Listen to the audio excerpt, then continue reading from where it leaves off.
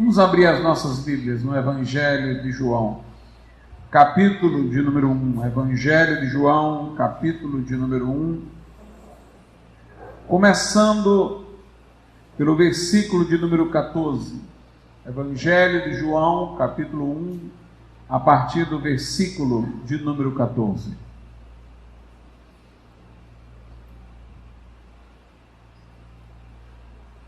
Diz assim: E o Verbo se fez carne e habitou entre nós, e vimos a sua glória como a glória do unigênito do Pai, cheio de graça e de verdade. João testificou dele e clamou, dizendo: Este era aquele de quem eu dizia: O que vem após mim é antes de mim, porque foi primeiro do que eu. E todos nós recebemos também da sua plenitude, e graça por graça, porque a lei foi dada por Moisés, a graça e a verdade vieram por Jesus Cristo. Deus nunca foi visto por alguém. O Filho unigênito que está no seio do Pai, esse o revelou. Podeis assentar.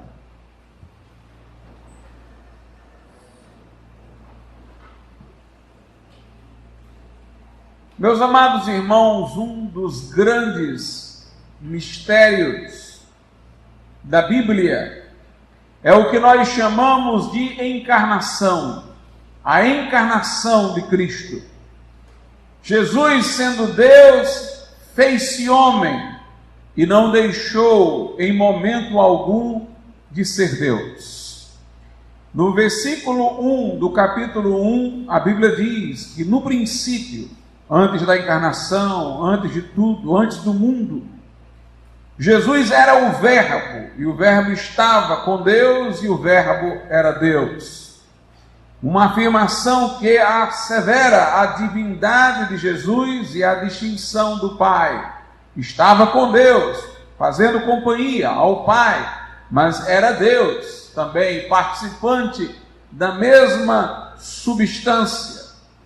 Jesus, que aqui é descrito no versículo 1, como tendo no princípio estado com Deus, o Pai, sendo Deus, o Filho, é mencionado no versículo de número 14 como sendo aquele que se fez carne e habitou entre nós. Portanto, o Verbo é divino, mas fez-se homem, fez-se humanidade, mas não deixou de ser Deus. Isso fica claro quando nós lemos o versículo 18, que diz: Deus nunca foi visto por alguém. O Filho unigênito que está no seio do Pai, esse o revelou. Note, não diz que Jesus estava no seio do Pai, diz que Jesus está no seio do Pai. Ao mesmo tempo que Jesus encarnou-se, entrou na história, esteve entre nós, concomitantemente, ele estava no seio do Pai. O texto não diz que quando ele veio como homem revelar o Pai, revelar Deus, ele deixou o seio do Pai, mas diz o Filho do homem que está no presente, no seio do Pai, esse o revelou. Ou seja, estando entre nós em carne, ele não saiu do seio do Pai. Ou seja, ele não deixou sua condição divina, não deixou a comunhão com o Pai sempiterna, eterna, porque estar no seio quer dizer estar em comunhão. Na ceia, João reclinou a cabeça no seio de Jesus, indicando a comunhão do discípulo, que a Bíblia chama de discípulo amado, com Jesus Cristo. Então Jesus nunca deixou de estar no seio do Pai, mesmo tendo se feito homem. Na primeira carta a Timóteo, capítulo 3, verso 16, a Bíblia chama este mistério de mistério da piedade. Ou seja, que Deus se encarnou e não deixou de ser Deus em Cristo Jesus. Diz assim a Bíblia, 1 Timóteo, capítulo de número 3, e versículo 16: E sem dúvida alguma, Grande é o mistério da piedade. Deus se manifestou em carne, foi justificado no Espírito, visto dos anjos, pregado aos gentios, crido no mundo e recebido acima da glória. É interessante, irmãos, que nem tudo que existe nós podemos explicar, mas muito do que existe que não podemos explicar, não podemos negar, porque é fato. Eu vejo, por exemplo, um computador funcionando, um celular funcionando, eu não entendo como é que aquele computador, aquele celular foi construído, eu não sei o mecanismo dentro dele, como é que se produz a imagem que ele estampa, mas apesar de eu não saber como ele opera, como foi feito, quais os seus componentes, eu não posso negar um celular, um computador que está diante de mim, é um fato. O nosso novo nascimento espiritual, por exemplo, é um fato cujo mecanismo não sabemos explicar. Era a grande pergunta de Nicodemos, quando Jesus disse a ele que necessário era que ele nascesse de novo, não em forma de reencarnação, novo nascimento físico, mas como disse Jesus, era necessário a ele nascer do Espírito, nascer espiritualmente de Deus, do Espírito Santo. O que inquietava Nicodemos era saber como isto poderia acontecer. Ele dizia, mas como pode ser isso? No primeiro momento, imaginando ser uma coisa física, ele disse, vou voltar ao ventre da minha mãe para tornar a nascer. E Jesus não explica como se dá este milagre de um crente nascer de novo de Deus, passando a ser co-participante da natureza divina. Jesus disse, o vento sopra onde quer. Ninguém sabe de onde ele vem, nem para onde vai. Assim é o que é nascido do Espírito. Ou seja, o vento, você não sabe de onde é que ele veio. Não sabe para onde é que ele vai, qual é o seu percurso. Mas você sente o vento, ele é inegável, apesar de você não saber de onde ele veio, nem para onde ele vai. Assim é o que nasce do Espírito, nós não sabemos como isto acontece, mas nós sabemos que nos aconteceu quando entregamos nossa vida a Jesus. Jesus disse, Nicodemos, eu procurei comparar o que estou dizendo com coisas terrenas, tu não me acreditaste, quanto mais se eu te falar de modo celestial. Portanto, há coisas que nós não podemos explicar como, mas que elas são factuais, que elas estão diante de nós, ou estão declaradas na Escritura, que não pode falhar. E Jesus, fazendo-se homem, não deixou de ser Deus. Ele esvaziou-se de sua glória externa, porque tomou forma exterior de servo. Mas ele não esvaziou-se de sua natureza divina. Era Deus e homem, por isso perdoou pecados. Alguns diziam, como pode ser que ele perdoe pecados? Só Deus perdoa pecados, mas ele era Deus. Falando aqui na terra, ele diz que ninguém subiu ao céu, senão aquele que desceu do céu, o Filho do homem que está no céu. E ele estava na terra em corpo. Mas em espírito, ele continuava enchendo os céus e terra. Jesus nunca deixou de ser Deus. 100% homem, 100% Deus, em uma só pessoa. Uma vez ele colocou este problema para os próprios judeus. Ele disse, por que vocês dizem que o Messias é filho de Davi, se Davi o chama de Senhor? Porquanto Davi dissera, disse o Senhor, o Pai, ao meu Senhor, que era o Filho, assenta-te à minha direita, até que eu ponha tudo por escabelo dos teus pés. E Jesus disse, por que Davi chama aí o Messias de Senhor, se o Messias é também tido como o filho de Davi?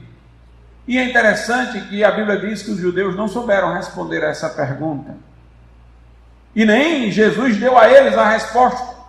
Mas a resposta é essa. É porque enquanto Deus, Ele é Senhor, e enquanto o homem, Ele é filho de Davi. A Bíblia diz lá em Romanos, também testificando das duas naturezas de Cristo, o seguinte, Romanos capítulo de número 1,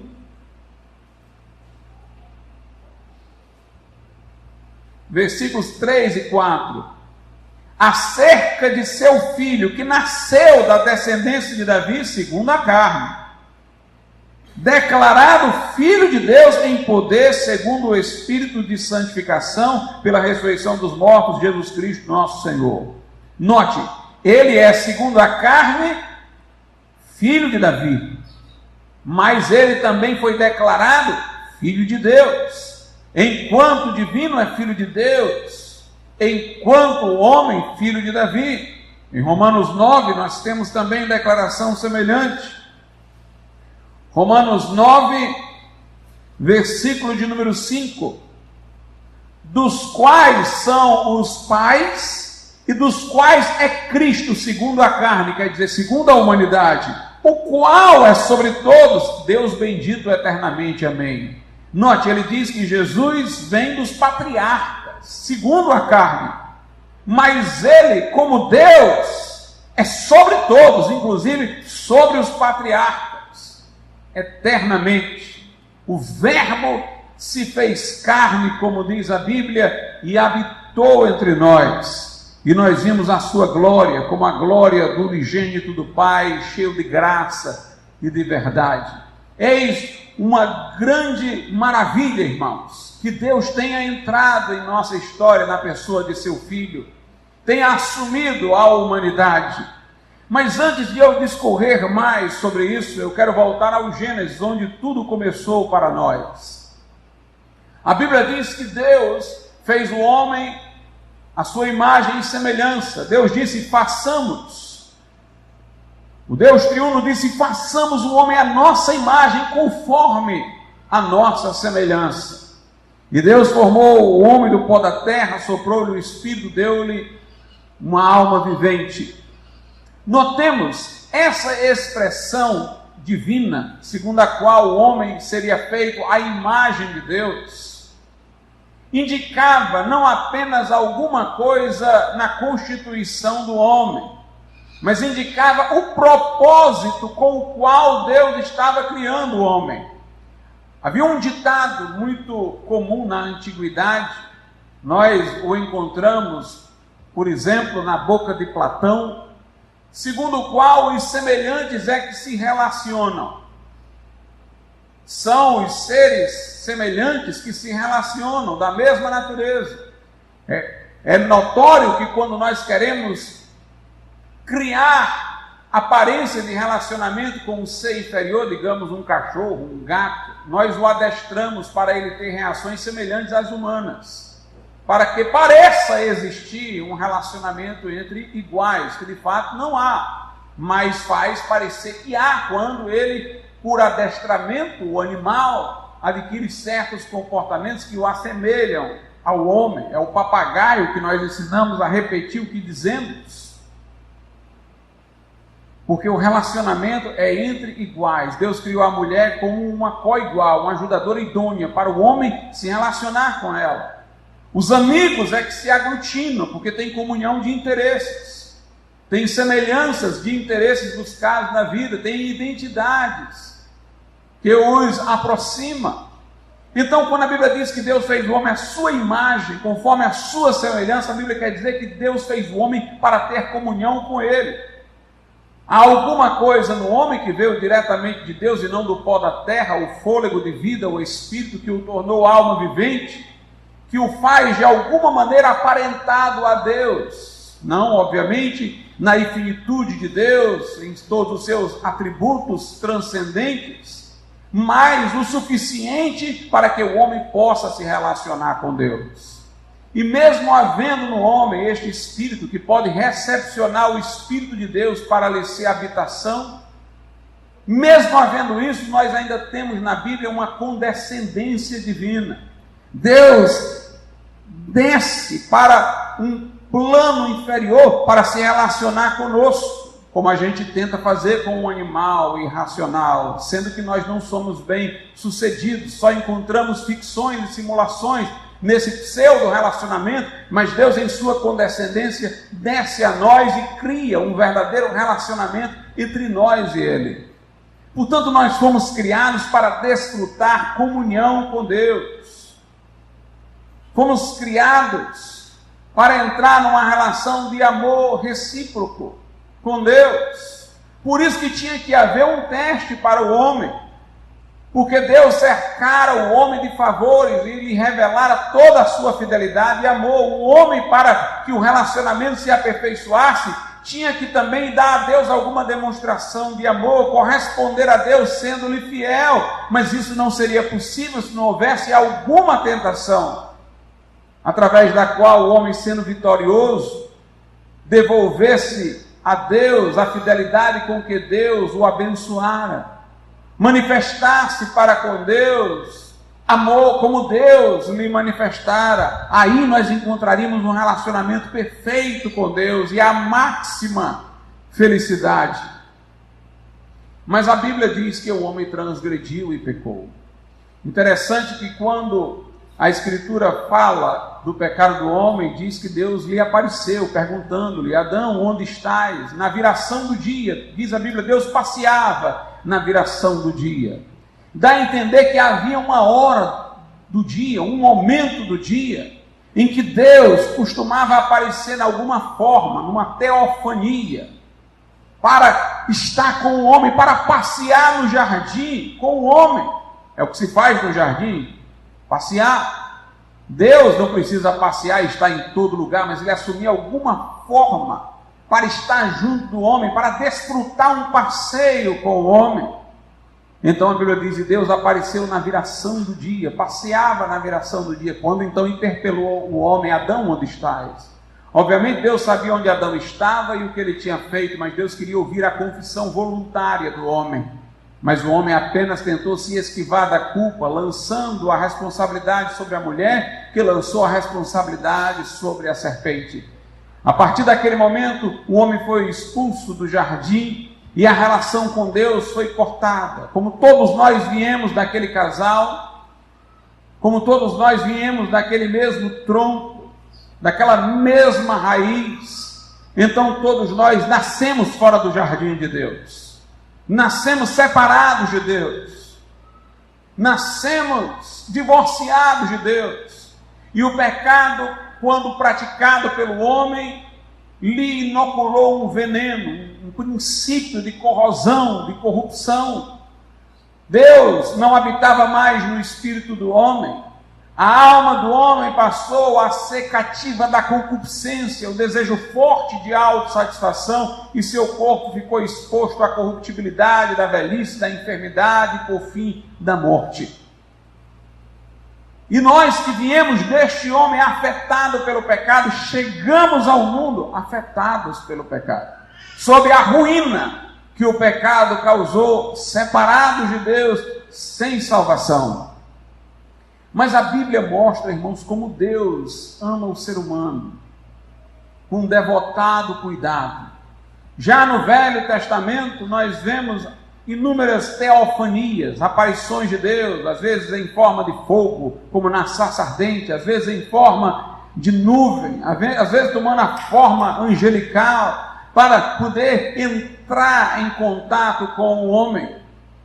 E nós vemos, por exemplo, que Abraão, a quem Deus fez a promessa de que de sua linhagem viria o Messias, Abraão, que creu nesta promessa, e sua fé lhe foi imputada como justiça, segundo Tiago, foi chamado de amigo de Deus. Note, Abraão foi chamado de amigo de Deus. Abraão se reconciliou com Deus, foi chamado amigo de Deus, através de quem, pastor? Através de Jesus. Mas como pôde ter sido através de Jesus, se Jesus não tinha nem nascido ainda? Mas é que Abraão creu profeticamente em Jesus, creu na promessa divina de que de sua linhagem viria o Salvador. O próprio Jesus disse: João, Abraão, viu o meu dia e alegrou-se. Lá no Evangelho de João, Jesus diz: Abraão viu o meu dia e alegrou-se. Então Abraão anteviu pela fé o Senhor Jesus Cristo. Ele foi salvo pela graça, como nós, mediante a fé, sendo que sua fé foi profética, sua fé foi no Messias ainda não vindo, mas antecipado em profecia, antecipado em promessa. E através dessa fé, seus pecados foram perdoados, lhe foi imputada a justiça, ele foi declarado justo, ele foi justificado diante de Deus, e entrou numa relação de comunhão com Deus, pela qual ele foi chamado de amigo de Deus. Inclusive a passagem na Bíblia, quando Deus vai deliberar sobre a destruição de Sodoma, em que Deus vai primeiro comunicar a Abraão. E Deus diz: ocultaria eu alguma coisa a Abraão? Note como Abraão se tornou amigo de Deus. Este é o propósito de Deus para conosco, de que nos reconciliemos com Ele, de que lhe sejamos amigos, de que sejamos adotados por filhos. Ele criou-nos para ter comunhão com Ele. Não porque Deus precisasse de nós para ser feliz, mas porque Ele tinha prazer de fazer-nos felizes. Porque Deus é amor. Nós vemos a mesma coisa em Moisés. Moisés falava face a face com Deus, diz a Bíblia, de alguma forma que Deus assumia, em alguma teofania, de alguma forma que Deus se lhe apresentava, ele conversava com Deus, falava com Deus face a face, diz a Bíblia, como qualquer um fala com um amigo. E pastor, como é que Moisés, que era como todos nós descendente de Adão e herdeiro da ruína que o pecado causou, se reconciliou com Deus e passou a ter essa intimidade com Deus através de Jesus? Jesus, claro, não tinha nascido ainda na época de Moisés, mas Moisés creu profeticamente, assim como Abraão.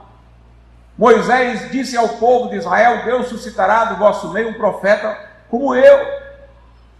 Jesus disse aos fariseus de sua época: se vocês crescem em Moisés, creriam em mim, porque Moisés falou de mim. Mas vocês não creem nos seus escritos, então como vão crer em mim? Note, Jesus diz que Moisés falou dele, então Moisés também creu profeticamente e entrou no relacionamento com Deus.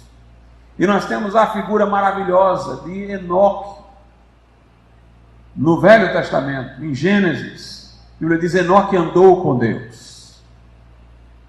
Também creu profeticamente em Jesus, conhecia a promessa que Deus fizera a Adão, de que o descendente da mulher que viria esmagaria a cabeça da serpente. Ele creu na promessa e ele andou com Deus. E a Bíblia diz: e Deus o tomou para si, sem que visse a morte, ele foi trasladado ao céu. Quando eu imagino essa cena, eu imagino Enoque andando tão pertinho de Deus, que chegou uma hora que Deus disse: olha, Enoque, eu vou te levar logo para o céu, porque minha casa está mais próxima do que a tua. Vamos seguir viagem para o céu, que a minha está mais perto. E Enoque foi trasladado ao céu sem que visse a morte. Note, mesmo aqueles que puderam se reconciliar com Deus, serem amigos de Deus, no Velho Testamento, o foram através de Jesus. Mas Jesus é o momento culminante do amor de Deus por nós, quando Ele vem ao mundo, quando Ele cumpre a profecia, quando Ele cumpre a promessa, quando o Verbo se fez carne e habitou entre nós. Meus irmãos, é o ápice do amor divino. Imagine isso, o próprio Deus fazer-se homem, se unir à humanidade, e de um modo eterno. Jesus sempre vai ter o seu corpo humano, eternamente.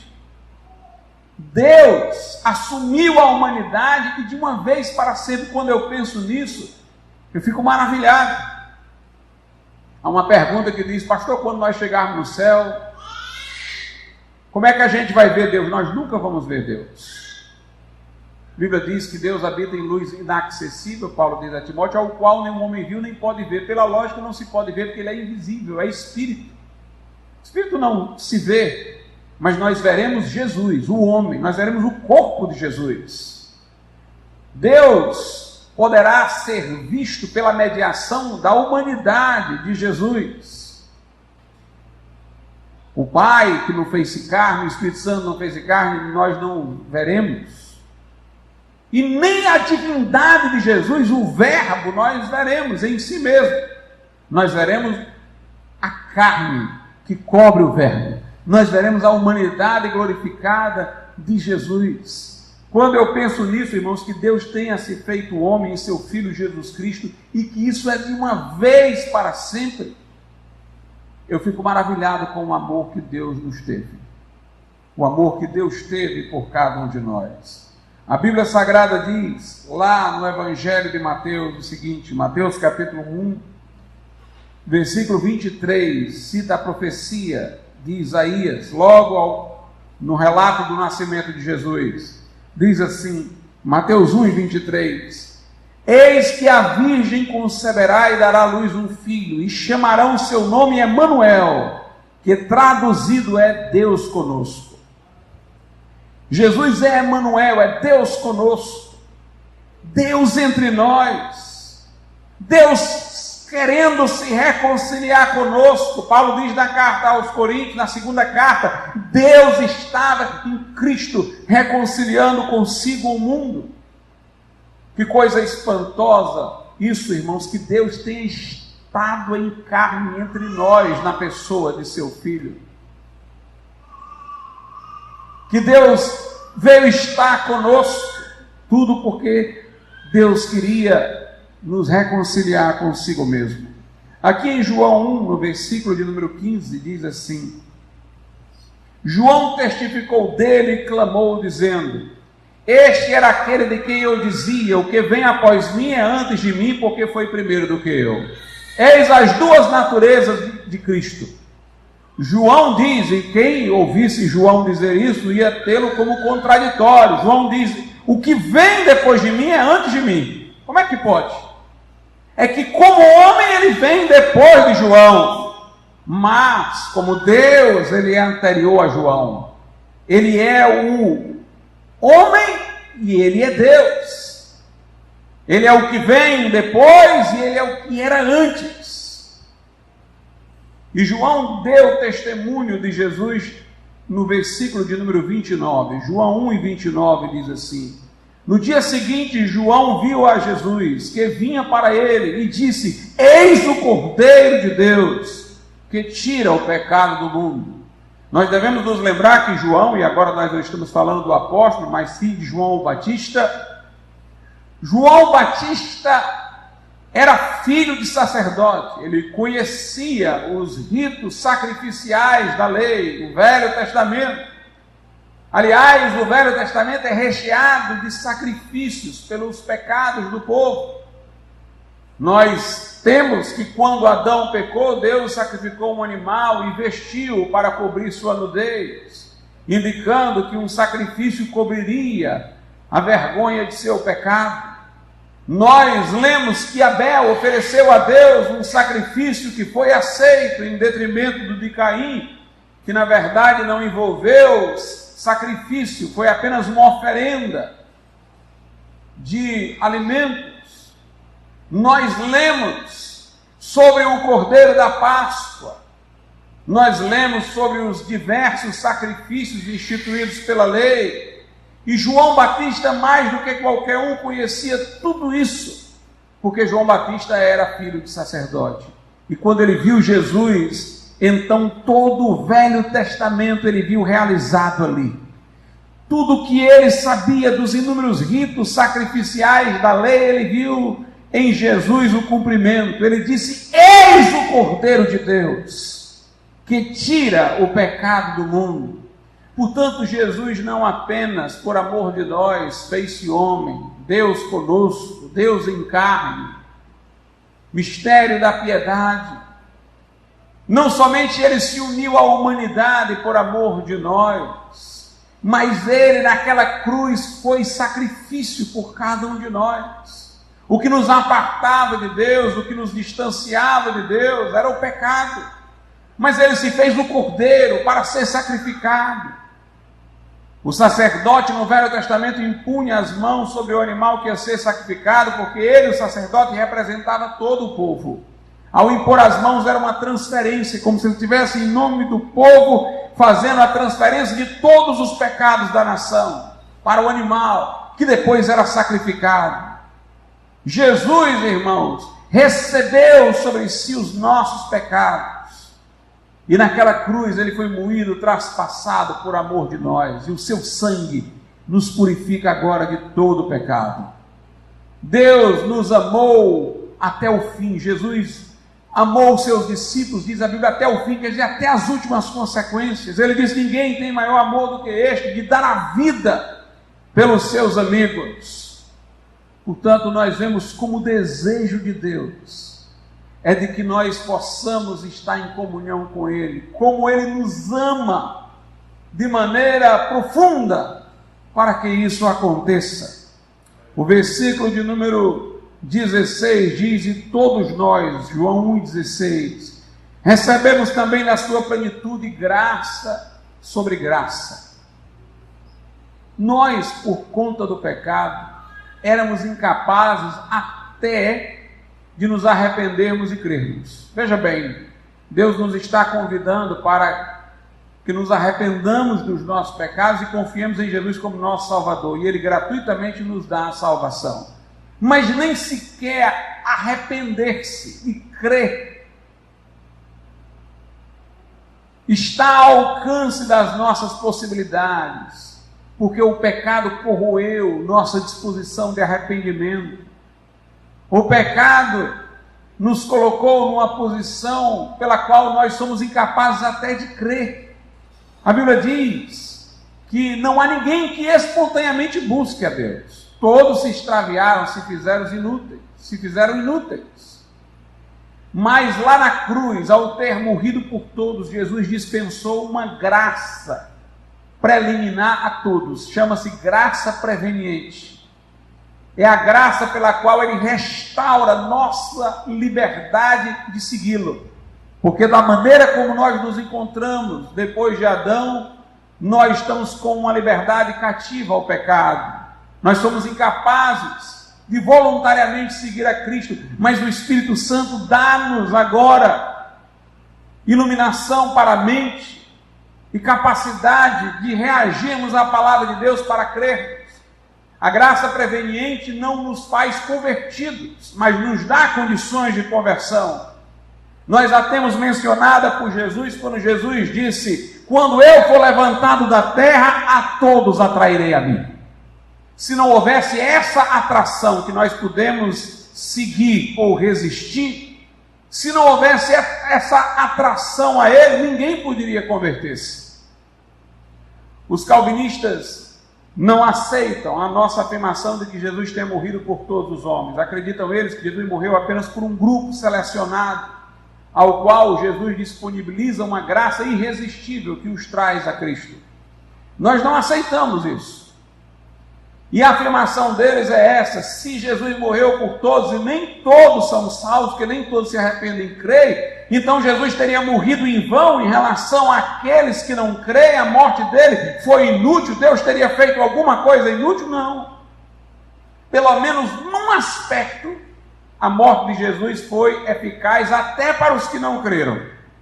Lhes permitiu crer. Uma graça veio irresistivelmente a todos. Não foi a graça que traz a conversão na marra, não. Foi a graça que cria condições de todos se converterem. Pelo menos essa graça preveniente foi eficaz para todos. Ninguém pode dizer que não teve chance de conversão. Ninguém pode dizer que o Espírito de Deus não o tentou persuadir de seu pecado para que se arrependesse. Deu o testemunho de Jesus no seu íntimo para que ele pudesse se dispor à fé. Portanto, meus irmãos, nesse sentido preliminar, o sacrifício de Jesus foi eficaz para todos. A graça preveniente a todos foi disponibilizada. E posso até dizer que ela é irresistível, independe da vontade. A todos atrairei a mim. Agora, nem todos atraídos vão a Jesus, se deixam levar pela correnteza da graça, aqueles que batem o pé no chão, que resistem à graça. Estevão disse ao Sinédrio: vocês sempre resistem ao Espírito Santo. No Velho Testamento, Deus disse: o meu Espírito não contenderá para sempre com o homem, dando a entender que o seu Espírito tentava trazer o homem a Cristo, ao arrependimento, e o homem resistia. Mas se o homem se deixar levar por essa atração e se arrepender e crer, aí vem mais graça. A graça do perdão de pecados, a graça para receber um novo coração, ser regenerado. Se a pessoa então for regenerada, salva, continua vindo graça para ela se santificar dia após dia. E por fim, quando a trombeta soar, virá aquela graça que transformará o nosso corpo abatido para ser conforme o corpo glorioso do Senhor, que trará dos mortos aqueles crentes que já padeceram com corpo incorruptível. Portanto, nós temos recebido da sua plenitude, e é graça por cima de graça. É uma graça por trás da outra. É uma graça acompanhada de outra que já se lhe segue.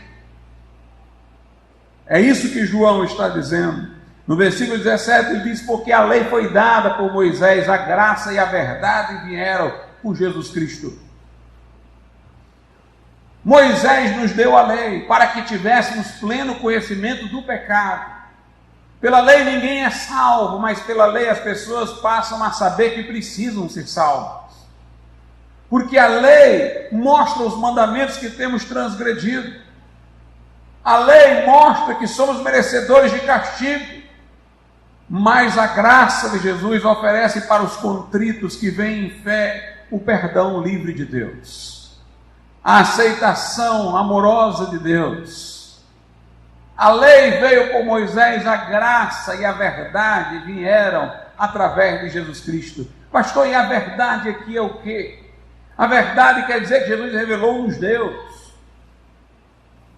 Ele disse: eu estou no Pai, o Pai está em mim, quem vê a mim vê o Pai. Assim como nós estamos em Jesus e Jesus está em nós, e quem nos vê deveria ver Jesus em nós. Quando Saulo de Tarso perseguiu a igreja, Jesus disse: Saulo, Saulo, por que me persegues? Porque Jesus está na igreja, a igreja está em Jesus. Perseguir a igreja era perseguir Jesus. E Jesus disse: eu estou no Pai, o Pai está em mim, quem vê a mim vê o Pai. Ele revelou-nos Deus, o Deus triuno, Ele nos revelou a divindade. Portanto, nele a verdade divina é estampada. Nele nós conhecemos a razão de ser de todas as coisas, porque Deus tudo fez através de sua palavra, sem Ele nada do que foi feito se fez. Ele sustenta todas as coisas pela palavra do seu poder, nele subsistem todas as coisas. Ele é o alfa e o ômega, o primeiro e o último, o princípio e o fim.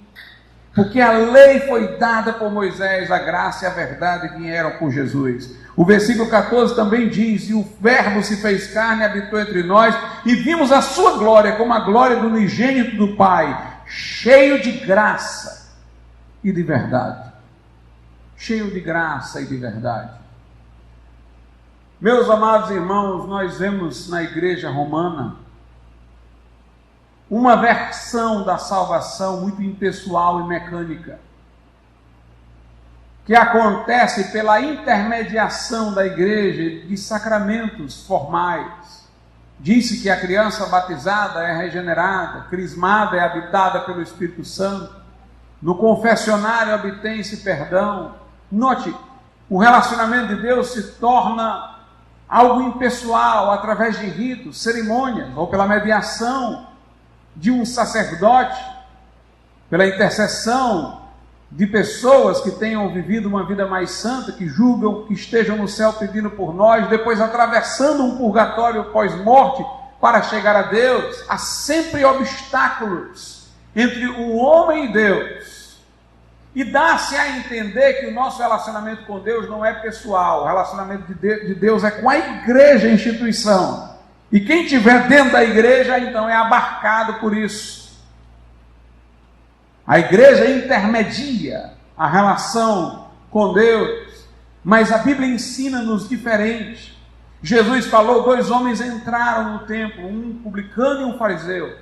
O fariseu se gloriava de que dava o dízimo, de que jejuava, fazia isso, aquilo, de suas obras, mas era orgulhoso, hipócrita, altivo, inclusive falava de seus méritos, se comparando com o publicano do lado, dizendo, eu não sou como ele. A Bíblia diz que ele não falava de fato com Deus. A Bíblia diz que ele dizia isso para si mesmo, ele tentava se convencer de que era bom e não era, porque todos pecaram e destituídos estão da glória de Deus. E Jesus disse, este fariseu saiu do templo como entrou, condenado. Mas o publicano sequer ousava levantar o rosto ao céu, mas antes ele batia no peito, humilhado, e dizia contrito a Deus, ser propício a mim que sou pecador.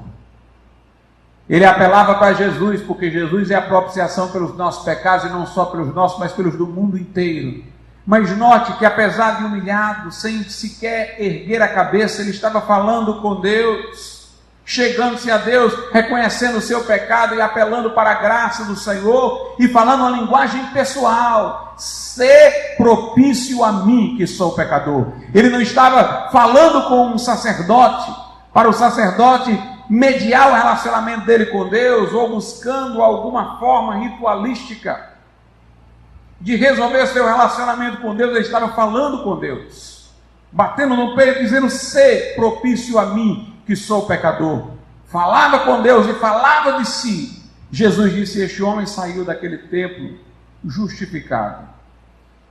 Nós devemos lembrar do malfeitor lá na cruz, que não teve tempo de descer para ser batizado nas águas, não havia sequer se integrado a qualquer comunidade, igreja, mas na última hora ele disse a Jesus, lembra-te de mim quando estiveres no teu reino. E Jesus o salvou imediatamente. Não disse que ele ia para o purgatório, mas disse, hoje mesmo tu estarás comigo no paraíso. Interessante, irmãos, como Jesus deixava multidões. Às vezes ele pregava as multidões, mas ele deixava multidões, seus discípulos às vezes o procuravam, ele desaparecia no meio da multidão e ia estar conversando com uma pessoa só. Os homens famosos, os grandes palestrantes, se satisfazem com a multidão, mas não tem tempo para pessoas individuais. Jesus, depois de estar na multidão, ele saía, ia atrás de pessoas individuais, ia estar com pessoas solitárias, como o paralítico no tanque de Betesda. Ele chegou ao paralítico, o paralítico disse, eu não tenho ninguém aqui que me ajude. Havia uma tradição que dizia que quem descesse na água, depois de ela ser mexida por um anjo, era curado, e aquele homem esperava anos que isso acontecesse. Mas ele dizia sempre que a água balança, eu não tenho ninguém que me leve até lá. E Jesus conhecia a dor daquele homem, foi direto a ele, não foi o homem que pediu a Jesus cura, foi Jesus que foi atrás dele. Interessante que o homem disse a Jesus, não tenho ninguém. Jesus foi atrás de alguém que não tinha ninguém, mas tinha Jesus. Se ninguém o via, se ninguém o enxergava, Jesus o enxergava. Uma das coisas interessantes, irmãos, é que hoje há muita gente que idolatra a natureza, como se ela fosse divina. A natureza não se preocupa com indivíduos. A natureza se preocupa com espécies. Os indivíduos da natureza morrem, mas a natureza se, entre aspas, né, porque ela não é uma entidade pessoal, não estou usando aqui a linguagem que as pessoas costumam usar. A natureza nos instiga a propagar a espécie, nos induz ao acasalamento, à procriação. A pessoa morre, a natureza está atrás de que ela deixe um segundo da mesma espécie, um terceiro, um quarto, uma continuidade.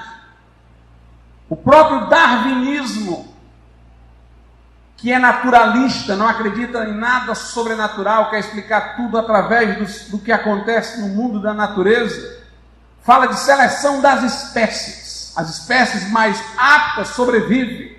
A natureza sobrevive, a natureza está atrás de preservar as espécies. Porque do ponto de vista, irmãos, da natureza, se nós não tivéssemos nenhuma alusão ao sobrenatural, nós seríamos igual a qualquer animal. Nós participamos da natureza, nós participamos da animalidade, e nesse sentido a natureza vai querer de nós, enquanto animais, como os outros, apenas que a espécie se perpetue, e os indivíduos vão virando pó no meio do caminho. Mas nós temos algo sobrenatural, é o Espírito que veio de Deus. E nessa sobrenaturalidade nós transcendemos a natureza, nós somos muito mais do que animais, somos a imagem e semelhança divina, e aí nós somos indivíduos.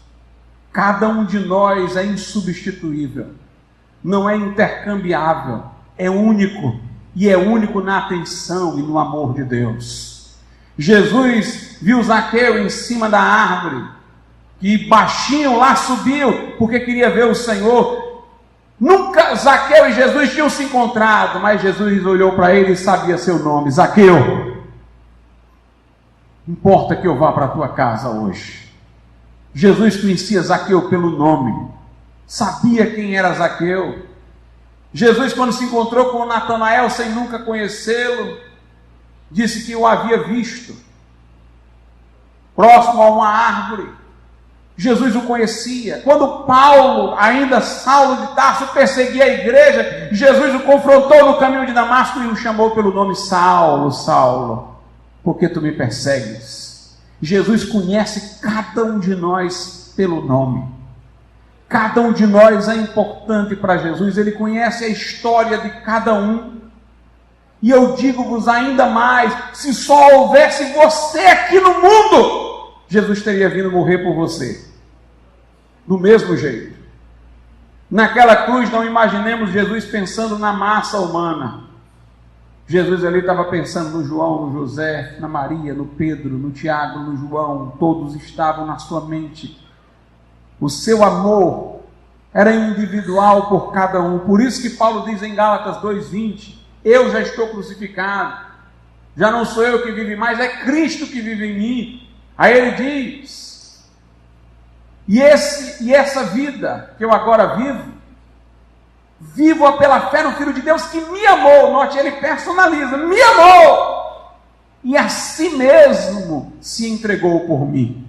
As pessoas acham tão difícil acreditar que Deus lhe dê atenção específica, que as pessoas recorrem muitas vezes aos santos por causa disso. Elas dizem, não, eu não sou digno de ir atrás de Deus, deve ter alguém mais importante diante de Deus, de maior valor diante de Deus, que possa pedir por mim. Elas não se sentem próximas de Deus. Nós vemos, irmãos, que quando a gente chega para alguém e diz assim, Jesus te ama, a pessoa diz, ama todos nós. Ela acha difícil que Jesus a ame especificamente. Deus te abençoe, nos abençoe a nós todos, né? Ela sempre generaliza, mas o amor de Deus não é apenas pela espécie humana, porque Deus não nos vê como animais, Deus nos vê a sua imagem e semelhança. O amor de Deus é por cada indivíduo, por cada pessoa em particular. Por isso ele chama Zaqueu, por isso ele chama um a um, Pedro, João, cada discípulo individualmente, para segui-lo, para deixar as redes, para deixar a mesa de impostos e segui-lo. E você, crente, tem este privilégio de saber que você é alguém especial diante de Deus, foi adotado como filho, e é um filho que tem nome. A Bíblia diz que quando nós chegarmos no céu, no porvir, receberemos uma pedrinha branca, com um nome que só conhecerá a Cristo e aquele que a recebeu. Davi dizia que os que temem ao Senhor têm um segredo com Deus. A intimidade do Senhor é para aqueles que o temem. Uma das passagens mais lindas da Bíblia é quando Jesus diz assim, quando tu fores orar, entra no teu quarto, ou seja, no lugar da tua intimidade, no lugar onde tu estás sozinho, e ora ao teu pai, aí não é nosso pai, o teu pai, que te vê em secreto. Não apenas ele nos vê em secreto. Tem uma reunião secreta ali. Aleluia! Jesus e aquele crente que está orando ali, só os dois. Ele está te vendo e ele não está te vendo como ele está vendo todo mundo, no sentido da sua onisciência, não. Ele está te vendo no sentido de te dar atenção, em segredo, em secreto. E o teu Pai que te vê em secreto, te recompensará. Há muito crente que não está desfrutando dessa comunhão pessoal com Deus. É preciso que o Jesus da Bíblia seja o teu Jesus e o teu Jesus seja o da Bíblia. Por que eu estou dizendo indo e voltando? Porque tem gente que diz, meu Jesus é assim, não tem nada a ver com o da Bíblia. É uma especulação dele, o Jesus dele é uma invenção dele, é uma projeção do que ele próprio é. E tem outros que falam o Jesus da Bíblia, mas o Jesus da Bíblia é só objetivo, é só escriturístico, ele não o conhece pessoalmente.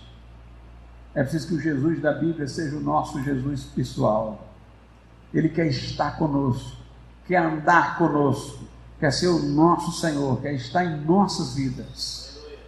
Salvação não é só deixar de ir para o inferno, ter o perdão da culpa. É ter Jesus como nosso amigo mais chegado que um irmão. É poder chamar Deus de Pai. É poder ter essa proximidade com Deus. O nosso céu não é o lugar de águas correntes, de frutas apetitosas que os desenhos das Testemunhas de Jeová representam nos seus livros, não. O nosso céu é Jesus. Paulo falando do céu, ele disse, se eu partir, vou estar com Cristo, e isso é muito melhor. O nosso céu é estar com Jesus. Vamos ficar de pé.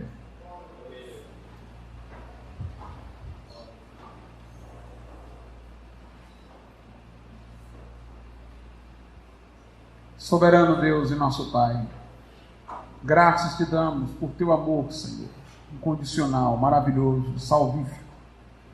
Ó Deus, que pessoas que aqui estão e não são crentes ou estão desviadas, que possam acolher o teu amor, Senhor, em Jesus Cristo, que possam, arrependidas de seus pecados e transgressões, confiarem no sangue que Jesus derramou por elas lá na cruz, Senhor, invocá-lo como Salvador, para tê-lo em suas vidas, ó Pai, não apenas como aquele que perdoa pecados e muda o coração, mas como um amigo, companheiro, que está conosco até a consumação dos séculos.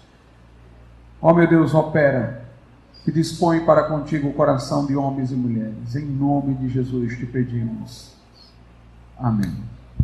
Nessa noite eu gostaria de perguntar, quantas pessoas há aqui que dirão, pastor, eu ainda não sou crente, eu não tenho certeza da minha salvação. Eu não sei para onde iria a minha alma se a morte neste momento me chegasse.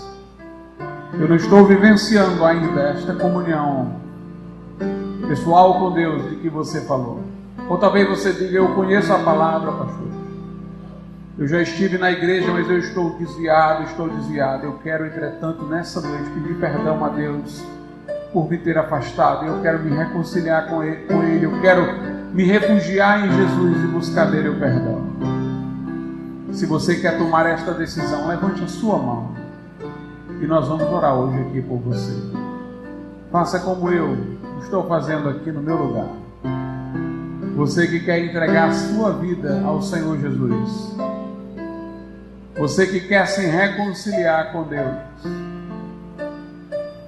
Erga a sua mão, como eu estou fazendo aqui, e nós vamos orar por você. Jesus disse àquele que me confessar diante dos homens, eu o confessarei diante do Pai e dos santos anjos.